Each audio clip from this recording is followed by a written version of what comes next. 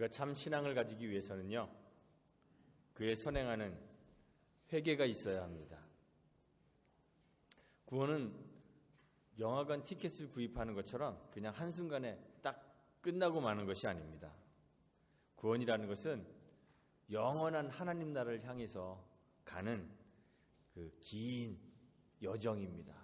그 긴 여정 안으로 들어가는 것입니다. 그 여정 가운데 회개가 있습니다. 하나님의 부르심을 받고 중생, 즉 거듭난 신자들은 다 회개로 반응하게 되어 있습니다. 그리고 회개, 그 회심의 바른 결과 또는 그 표현이 바로 신앙과 성화, 거룩함으로 나타나게 됩니다. 진정한 회개가 없이는 하나님을 향한 바른 신앙도 있을 수가 없습니다. 회개는 거듭난 사람들이 하는 것입니다. 중생한 사람들이 하는 것입니다. 죄와 사망의 종으로 영원한 죽음 가운데 있는 사람들은 회개할 수가 없습니다. 그들은 죄로 인하여 죽었기 때문에 지성도, 감성도, 의지도 다 죽어서 하나님을 인식할 수도 없고 하나님을 느낄 수도 없고 하나님을 찾을 수도 없습니다. 그리고 자기를 돌아볼 수도 없습니다. 성도를 거듭나게 하시는 하나님의 그 효력 있는 부르심이 있을 때 죽었던 영혼이 다시 삶을 얻게 되고, 그리고 그렇게 거듭난 영혼이 하나님 앞에서 자기를 돌아볼 수 있게 되는 것이고, 그래서 회개하게 되는 것입니다. 하나님 앞에서 자기의 위치가 어떠한지, 자기의 처지가 어떠한지를 깨달을 때에야 우리는 회개할 수 있습니다. 그래서 그냥 자연 상태에 있는 사람들은 회개할 수가 없습니다. 자기의 처지를 잘 이해하지 못하기 때문에 그렇습니다. 착각은 자유라는 말이 있죠. 사람들은 정말 자유롭게 착각합니다. 다 제 잘난 맛에 살죠. 저마다 목소리를 높이고 저마다 자기의 의견을 관철하려고 합니다. 내가 좀 잘 못하는 것은요, 언제든지 핑계가 있어요.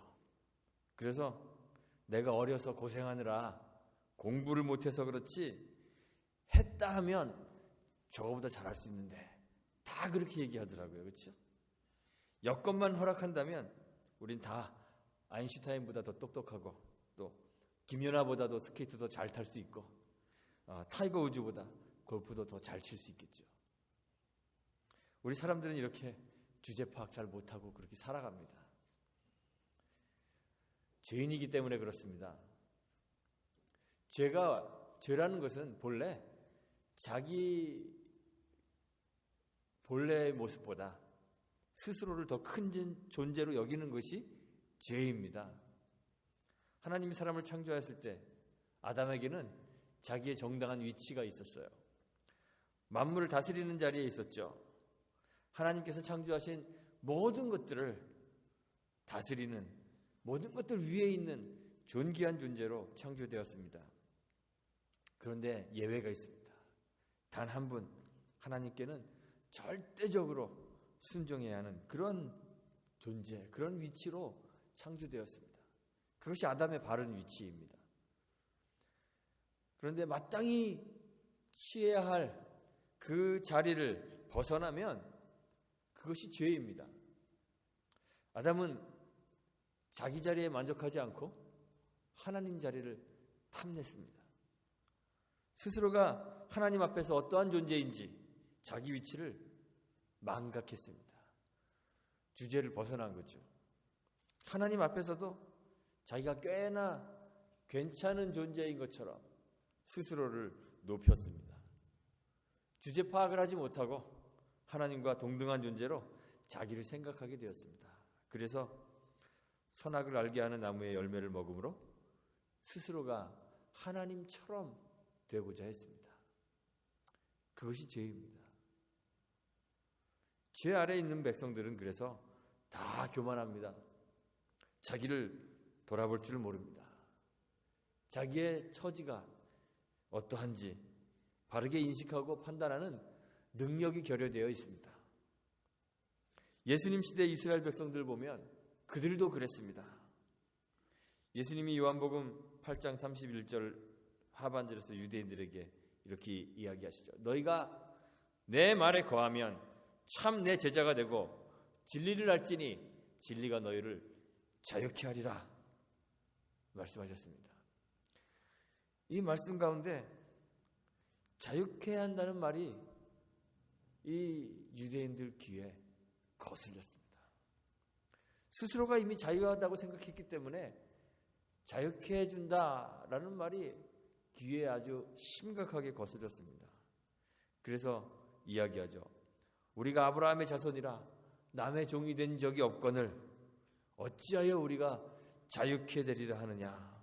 예수님에게 반론합니다. 반문합니다. 사실 예수님이 처음 의도했던 것처럼 그들이 죄의 종이라는 것은 차치하고서라도요, 나라 주권 가지지 못하고 거대한 로마 제국의 통치 아래 신음하고 있으면서도 스스로를 자유자라고 생각하는 참 자기의 처지를 냉정하게 보는 눈을 상실한 그런 유대인들이었습니다. 예수님이 그들에게 대답하시죠. 죄를 범하는 자마다 죄의 종이라고 하셨습니다.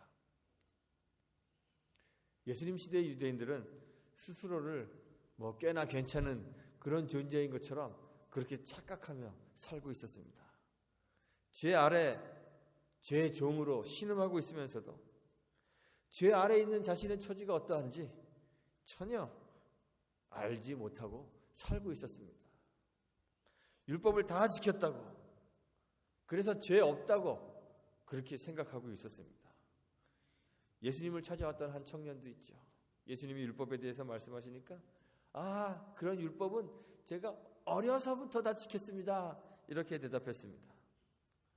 바울도 하나님의 은혜를 경험하기 전에 자신의 삶을 이야기하면서 율법의 의로는 흠이 없었다고 그렇게 이야기했습니다. 다들 스스로를 꽤나 괜찮은 사람으로 그렇게 착각하고 살고 있었습니다. 예수님이 누가복음 18장 10절에서 비유를 말씀하신 적이 있습니다.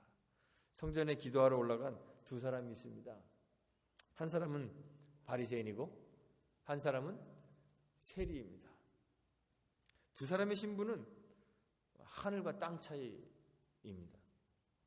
한 사람은 예수님 시대에 그 유대 땅에 한 6천 명 정도밖에 없었다는 율법을 잘 지키는 바리새인이었고요. 또 한 사람은 로마를 대신해서 유대인들의 고혈을 짜내는 그런 거머리 같은 멸시받는 세리였습니다.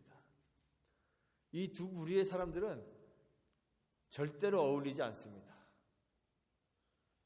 그래서 바리새인은 기도할 때에도 따로 서서 기도합니다. 하나님이여, 나는 다른 사람들 곧 토색, 불의, 간음하는 자들과 같지 아니하고 이 세리와도 같지 아니함을 감사하나이다. 나는 일에 2번씩 금식하고 또 소득의 11조를 드립니다.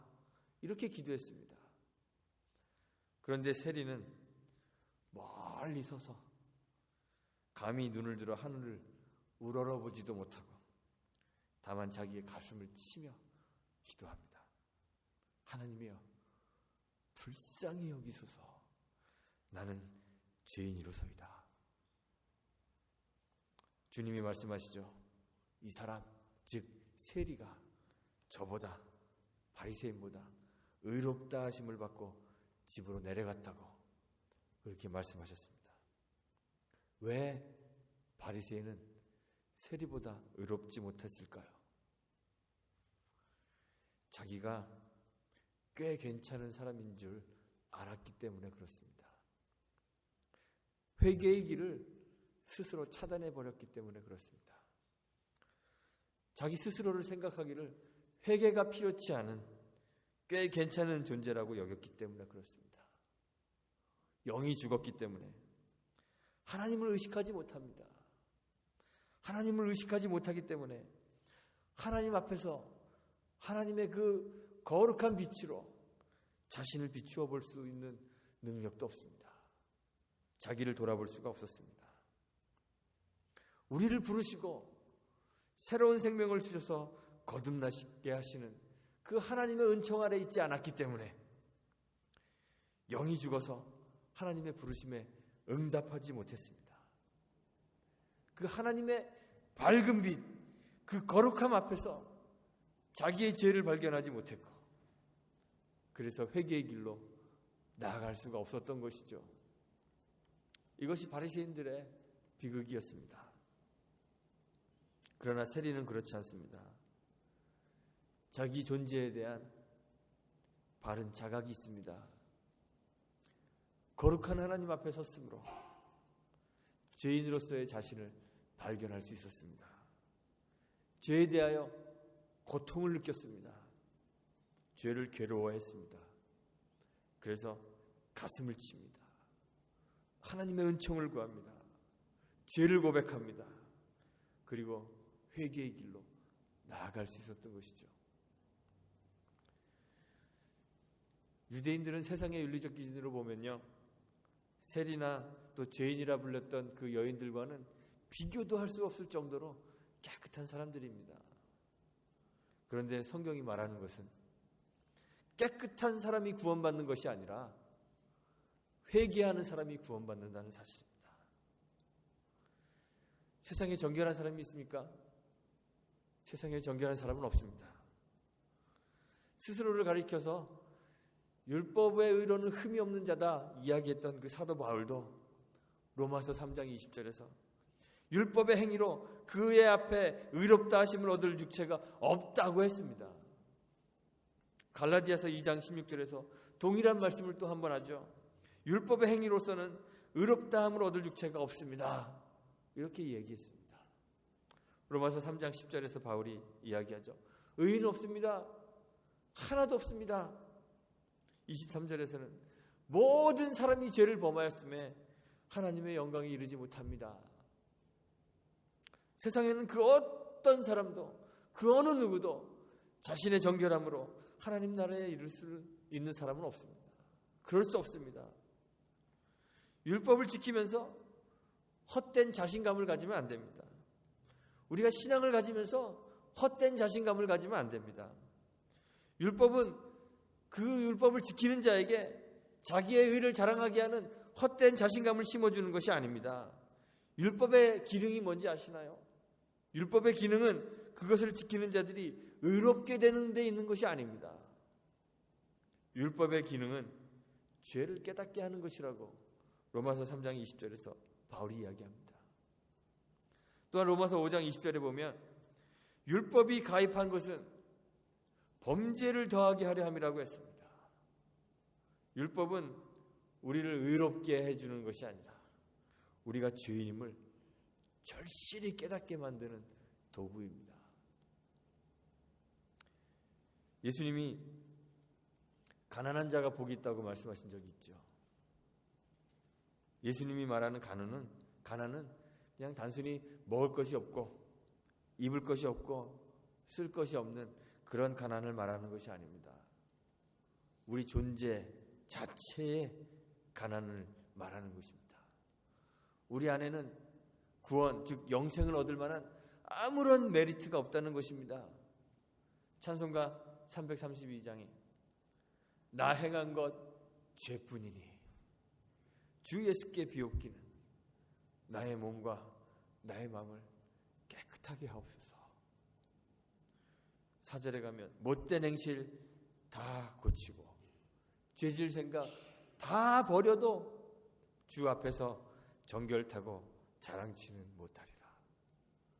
물 가지고 날 씻든지 불 가지고 태우든지 내 안과 밖 다 닦으사 내 모든 죄 멸하소서. 다윗이 시편 51편에서 눈물로 고백한 것처럼 내가 죄악 중에 출생하였으며 모친이 죄 중에 나를 잉태하였습니다. 가능성 없는 우리의 존재를 고백하는 것이 가난함입니다. 우리의 존재 자체가 죄로 오염되어 있어서 하나님을 찾을 수도 없고 선을 행할 수도 없는, 스스로를 구원할 수 있는 아무런 능력도 없고 조건도 없는 그런 가난한 자임을 고백하는 자가 복이 있다고 주님이 말씀하신 거예요. 주의 은혜를 기다리는 자가 천국을 소유한다는 것입니다. 그런데 유대인들은 스스로를 부유한 자로, 자유한 자로 자처하면서 자신의 가난을 고백하지 못했습니다. 우리의 태생이 죄 아래에 있어서 태어날 때부터 하나님을 대적하는 존재이기 때문에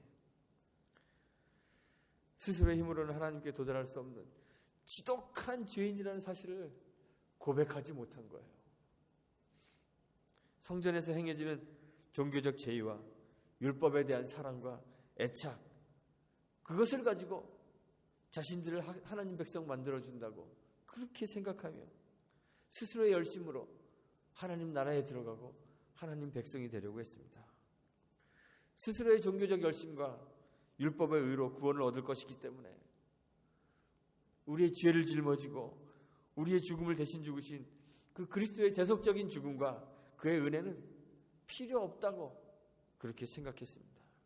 그래서 예수 그리스도를 제시하고 예수와 하나님을 대적하고 있는 그 죄를 지적할 때 오히려 분노하게 되는 것이죠. 사도행전 2장에 보면 성령 강림을 경험한 베드로가 설교를 합니다. 예수를 십자가에 못 박은 유대인들의 죄를 지적합니다. 너희가 못 박은 십자가에 못 박은 이 예수를 하나님이 주와 그리스도가 되게 하셨다 선포합니다.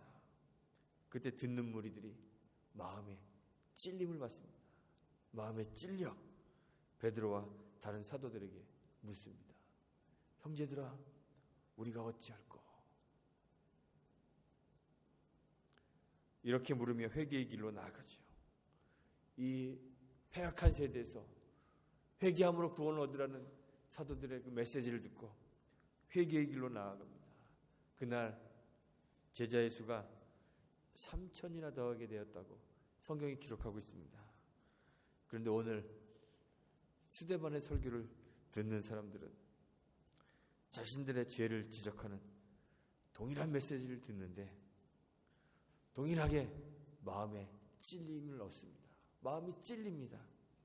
그런데 이들은 회개의 길로 나오지 못하고 오히려 스데반을 향하여 이를 갈고 분노하고 말았습니다.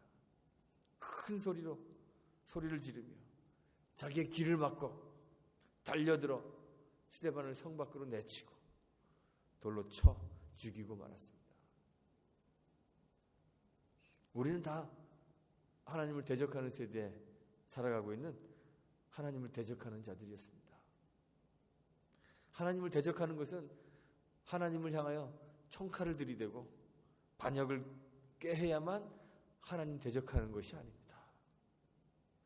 하나님 대적하는 것은 하나님 앞에서 형편없는 죄인으로서의 자신을 고백하지 못하는 것이 하나님 대적하는 것입니다. 여전히 꽤 괜찮은 사람으로 하나님 앞에 서 있는 것이 하나님을 대적하는 것입니다. 하나님 앞에서 자기의 의를 주장하고 무지하고 무가치한 종으로서의 자신을 낮추지 않는 것이 하나님을 대적하는 것입니다. 가난한 자임을 고백하고 우리 안에는 스스로를 구원할 만한 아무런 자원도 없고 능력도 없고 메리트도 없고 나는 아무것도 아니라는 사실을 인정하고 하나님께서 주시는 값없이 주시는 그 은혜를 갈구해야 합니다. 갈망해야 합니다. 물 가지고 날 씻든지 불 가지고 태우든지 주님이 나를 어떻게 다루시든지 내 안과 밖 다 닦으사 내 모든 죄 멸하소서. 주님이 우리를 다루시는 대로 우리를 맡기고 의지하는 그 회개의 길로 들어서야만 합니다. 요한 사도가 말하죠. 요한 1서 1장 9절에서 만일 우리가 우리의 죄를 자백하면 저는 미쁘시고 의로우사 우리 죄를 사하시며 모든 불의에서 우리를 깨끗게 하실 것입니다. 복음의 말씀은 언제나 우리의 마음을 찌릅니다. 히브리서 4장 12절에 하나님의 말씀은 살았고 운동력이 있어 좌우의 날선 어떤 검보다 예리하여 혼과 영과 및 관절과 골수를 찔러 쪼개기까지 하며 또 마음의 생각과 뜻을 감찰하신다고 했습니다. 우리는 교회에 오면 위로의 말씀, 위로를 주는 말씀, 평안을 선포하는 말씀을 듣고 싶어 합니다. 너는 그만하면 꽤 괜찮은 삶을 살고 있는 거야. 하나님께서 거기에 합당한 상을 주실 거야. 보상을 해 주실 거야. 너는 하나님의 자녀이니까 무조건 잘 될 거야. 이런 메시지 듣고 싶어 합니다. 그러나 우리는 다 죄인이며 병자와 같기 때문에 환부를 도려내는 고통스러운 과정이 없이는 결코 위로와 평안을 얻을 수가 없습니다. 주님이 주시는 참 평안은 죄를 지적하고 우리의 본성을 거스려 죄의 길에서 돌이키는 그 고통스러운 과정을 통과해야만 주어지는 것입니다. 마치 수술 칼과 같이 날카로운 그 복음 앞에 여러분 자신을 노출시켜야 합니다. 복음의 칼날이 우리의 마음을 찌르도록 하나님 말씀을 나에게 들려지는 말씀으로, 나에게 들려지는 말씀으로 받아들여야 합니다. 그렇게 받아들이십시오. 복음이 우리의 마음을 찌를 때 이를 갈았던 유대인처럼 우리도 이를 갈고 분노하는 자들이 되지 않기를 바랍니다. 베드로의 설교를 들었던 사람들처럼 마음을 찌르는 복음의 메시지를 듣고 우리의 마음을 찢으며 형제여 우리가 어찌할꼬 회개의 길로 나갈 수 있게 되기를 바랍니다. 죄된 본성, 무가치한 존재인 우리 자아를 발견하고 죄를 괴로워하고 그래서 가슴을 치며 하나님의 은총을 구하며 죄를 고백하고 회개의 길로 나가는 저와 여러분들이 되기를 간절히 소망합니다. 그래서 구원의 길을 걸어가는 우리 성도들이 다 바른 신앙을 가지며 거룩함으로 나아가는 그 성화의 길을 주님과 함께 걸어갈 수 있게 되기를 주님의 이름으로 축원드리고 부탁드리겠습니다. 기도합니다.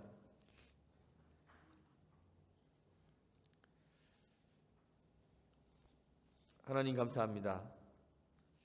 주님께서 친히 찾아오셔서 우리 앞에 주님을 보여주시고 하나님을 보여주시고 그 하나님의 거룩한 빛으로 우리를 돌아볼 수 있도록 생명을 허락하여 주셨는데 우리는